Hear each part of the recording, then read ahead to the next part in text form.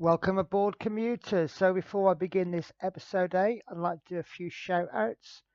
These go to Hornby Train Spotting and Farming, Michael Kemp, Mini Hop, Frosts and Fists, Basic Miniature Painting.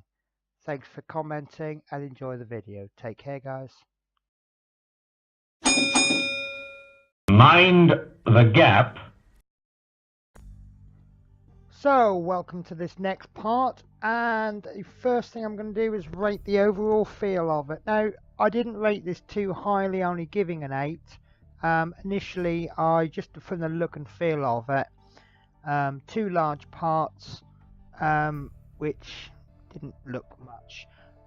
It turns out there was some screws in there and other parts, but obviously I'm rating this on the first look. Now, the total number of parts comes to 7. That's 6 individual parts and 2 packs of screws, giving a rating of 7. And this obviously didn't affect the rating, but I didn't read the instructions, so I tried to fit the tyre cold. It does clearly state in the magazine to warm the tyre up, and I didn't warm the tyre up. Once I did warm the tyre up, everything was perfect. So yeah, enjoy me trying to make to fit something that's just not going to work.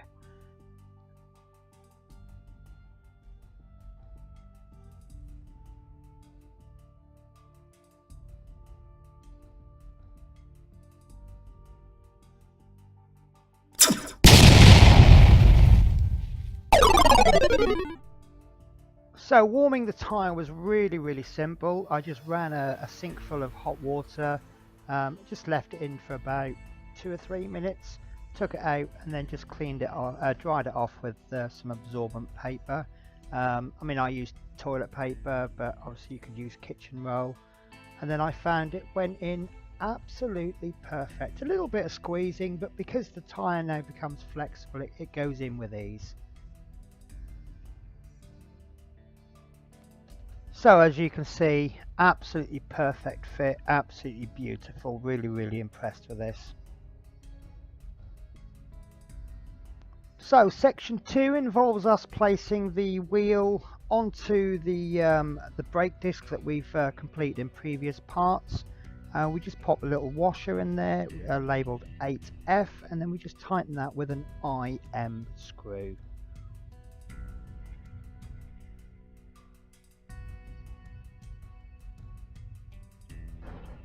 Now check the tightness of this screw, because if you tighten it too hard, the wheel's not going to freewheel. So just give the wheel a little spin and just sort of tighten it so that you're happy with it.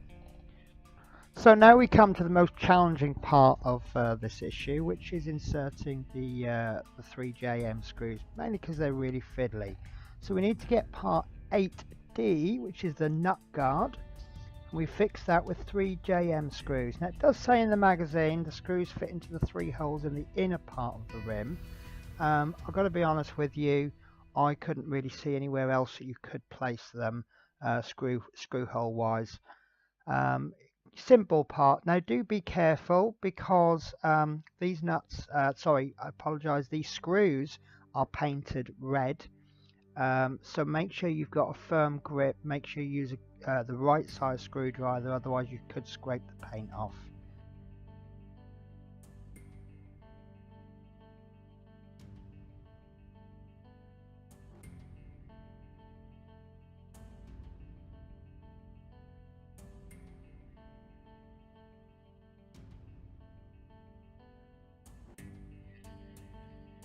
And we're now over halfway through this build. Okay, blink and you miss it. We're fitting the hub cover labelled 8B.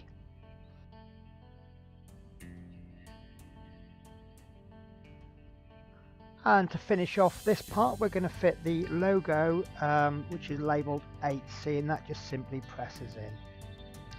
And this is the issue 8 complete. So yet another part which I really enjoyed. It was fun to build, however with a build time of 12 minutes I found it very short, so obviously scored 4 in that particular area. Now the parts, as I said, was there were 7 parts. The instructions were clear enough if I'd bothered to read them. I did make one mistake, but that was my fault for not reading the instructions, and there were no problems. So the total part scores 78%, and that brings the average score from 91.19 to 89.5. So let's have a sneak preview of issue 9, and I think it'd be a reasonable guess to suggest that we're going to be building another disc brake. So before I read out any comments, I have an apology to make. I actually thought the publishers were French, and I've been pronouncing the company name Hachette. I have been reliably informed, thank you World of Mike Anderson, that it's actually a South African company and the correct pronunciation is Hachette. I will make the effort to pronounce it correctly in future videos, and I do apologise to anyone I may have offended. Okay, so on to the comments left in issue 4, and Idic Beer 40k writes, coming along nicely. That is appreciated, and yeah, I'm really impressed with it. I mean up to part 4, well, I'm impressed with it up to part 7. Frost and Fist writes, nice build Penny from Wolf Brother Menthos. Thank you for your support recently. All your help is appreciated. And Mini Hop writes, is this like the bus you drive? Wish we had a Poundland. No, unfortunately we don't drive buses like this anymore. I wish we did. Although do I have driven a Routemasters before, and they are extremely difficult to drive. I mean, I'm one of the last drivers to get a manual PCV license. They tend to just train people on automatic gearboxes now. So obviously when you get a company that has a Routemaster and there's an opportunity to drive it, they don't have a large pool of drivers to choose from. So obviously it increases your opportunities to drive it. No power steering did get me because I'm not a strong person, so I quite often found I was having to stand up and use my whole body weight just to steer it, which is obviously potentially dangerous. So you can't drive these fast because you need to keep the control. So modern buses are an advantage in that sense, but sometimes it's really nice to sort of drive something that's more difficult to drive. And my hat's off to all the drivers that used to drive these when these were top of the range buses. As for Poundland, well, Poundland's where I got my screwdriver from. I'm sure you could probably pick up something similar. So on to issue 5, we only had the one comment. That was from Idic Beer 40k, who writes, nice work. Again, I repeat, your support really is appreciated. Thank you very much. Okay, so on to the comments for issue 6. Now this has only been up a few days at the time of recording. However, there is quite a few comments given, taking that into consideration. Hornby Train Spotting and Farming writes, great vid. Thank you very much, that's appreciated. Mini Hop says he likes the idea that they have real springs. Yeah, I thought it was a nice touch too. I was a little bit confused, wasn't sure if they were supposed to do something. I still don't think I think they are still just decorative. Frost and Fist writes, another great episode Penny from Wolf Brother Menthos, and Basic Miniature Painting writes, looking good so far. In addition, Michael Kemp writes, Penny, if you need 7, 8, 9, 10, let me know, as I got sent 3 lots, and let them know. I mean, I'll always take issues. I assume you're a subscriber because you've got issue 10 before it's been released. I was told in the past from Hachette that subscribers would end up ahead, but obviously I cancelled my subscription because the release schedule didn't fit with the way that I wanted to do the YouTube videos. So I will be getting issue 10, and it is on a subscription at the newsagent, so I'm going to have to buy it whether or I'm going to have to pay for it whether I collect it or not. So I suspect it's probably best if I just wait till issue 10 comes out. But again, I really do appreciate all helps of support. So I'm afraid that's it, guys.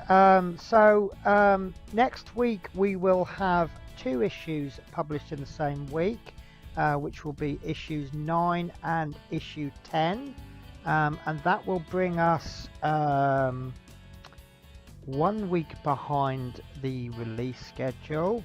The following week we'll have issues 11 and 12, which should catch us up. And then on the following week will just be, or from each week from there on in, there will just be the 1 issue, which will be the current issue. Now with a release day of Wednesdays, I hope to get these out on Friday. There has been minor hiccups with the local news agents. They're having supply problems, but I have been assured that around about issue 10 things tend to sort of iron out. So I'll see you all guys next week, and I hope you have a wonderful time.